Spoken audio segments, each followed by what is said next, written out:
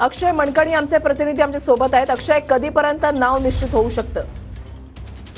ऋषाली, खरं तर आज प्रफुल्ल पटेल यांची जी राज्यसभा रिक्त झालेली होती त्या राज्यसभेच्या उमेदवारी अर्ज भरण्याचा आजचा शेवटचा दिवस आहे। त्यामुळे हे आज सकाळी अर्थात सुमारे सकाळी 9 ते 10च्या दरम्यान राष्ट्रवादी काँग्रेस पक्षाचे जे प्रदेशाध्यक्ष आहेत सुनील तटकरे हे अधिकृतपणे उमेदवारांच्या नावाची घोषणा करणार आहेत। परंतु या सगळ्या राज्यसभेच्या उमेदवारी करता सुनेत्रा पवार आणि छगन भुजबळ या दोन्ही नेत्यांची नावं जी आहेत ती चर्चेला होती। परंतु सुनेत्रा पवार यांना राज्यसभेवरती पाठवा याकरता बारामतीमधल्या कार्यकर्त्यांनी आणि त्याचसोबत पक्षातील राष्ट्रवादी काँग्रेस पक्षातील अनेक आमदारांनी जे आहे ते अजित पवारांना पत्र लिहून सांगितलेलं सुद्धा आहे आणि अजित पवारांकडे तशा प्रकारची गळ देखील लावून धरलेली आहे। त्यामुळे सुनेत्रा पवार यांचं या राज्यसभेच्या पदाकरता निश्चित झालेले असल्याचं माहिती कळते आणि त्यांचं नाव आघाडीवरती आहे। परंतु अधिकृतरित्या अजून देखील